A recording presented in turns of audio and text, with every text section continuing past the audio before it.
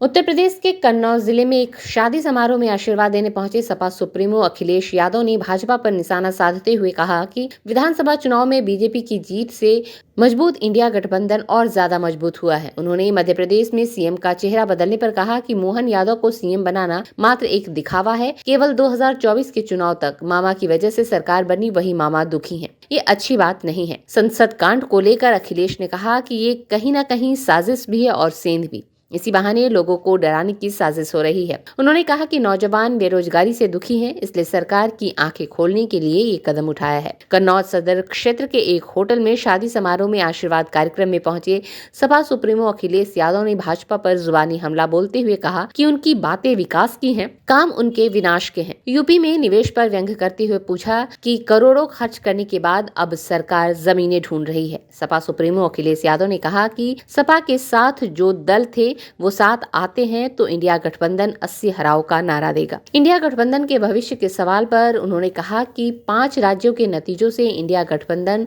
और ज्यादा मजबूत होगा। अखिलेश यादव ने ईवीएम हटाओ का नारा भी दिया। उन्होंने कहा कि विकसित देश की बराबरी कर रहे हैं, लेकिन वहां की तरह बैलेट से चुनाव नहीं करा रहे हैं। उन्होंने कहा कि 24 में बीजेपी को हराएंगे, ईवीएम हटाएंगे। स्ट्रीट बस के लिए कन्नौज से पंकज।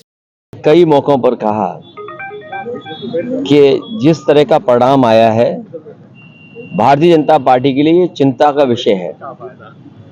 जहां कहीं टीवी पे, अखबार में या और लोगों से जो सुनने का मौका मिला है, सभी ने ये कहा कि परिवर्तन के लिए जनता ने वोट दिया। राजस्थान में कांग्रेस की सरकार थी, उसको हटाने के लिए जनता ने वोट दिया। छत्तीसगढ़ में कांग्रेस की सरकार थी, उसको हटाने के लिए वोट दिया। तेलंगाना में बीआरएस की पार्टी की सरकार थी, उसे हटाने के लिए वोट दिया। मध्य प्रदेश की परिस्थितियां अलग थी। समाजवादियों को भी साथ लिया होता या अन्य दलों को साथ जोड़ा होता तो परिणाम मध्य प्रदेश का भी परिवर्तन का होता। जितने भी लोग हैं जिन्होंने भी उसकी समीक्षा की है चुनाव की, उन्होंने कहा कि जनता परिवर्तन चाहती थी और कुछ योजनाओं को लाभ पहुंचा, इसलिए सरकारें बनी हैं। तो ये सबसे बड़ा चिंता का विषय है भारतीय जनता पार्टी के लिए, क्योंकि जब दिल्ली का चुनाव होगा तो जनता एक बार फिर परिवर्तन के लिए वोट देगी। आज हम और आप वहां बैठे हैं, खड़े हैं कन्नौज में। आप खुद पीछे मुड़ करके देखें कि कन्नौज के विकास को किसने रोका है। ये बातें तो बड़ी बड़ी विकास की करती हैं, बातें इनकी विकास की हैं, लेकिन काम इनके विनाश के हैं। यही मंडी जिसमें आलू से लेकर के किसान को हर फसल की सुविधा मिल जाती है, वो अभी भी आधी अधूरी पड़ी हुई है। केवल हम लोगों के बोलने की वजह से वो चालू हो गई। 13वां रोड पर मेडिकल कॉलेज के सामने मंडी का बाजार था, किसान बाजार, वो अभी भी आधा अधूरा पड़ा हुआ है।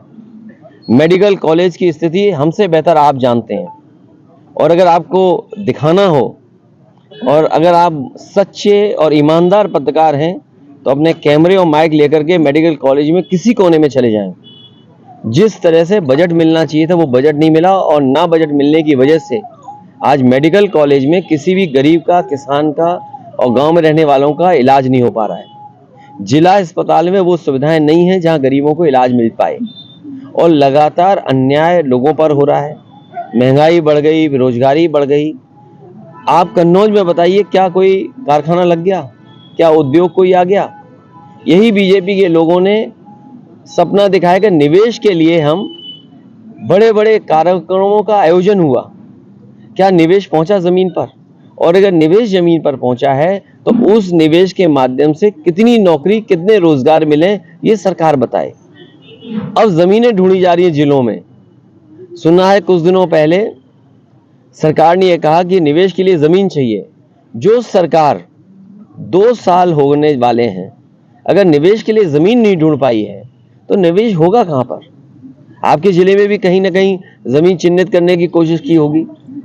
तो बताइए, निवेश के लिए जमीन ढूंढ रहे हैं, और जो निवेश के लिए सब कुछ तैयार है वो आधा अधूरा पड़ा हुआ है।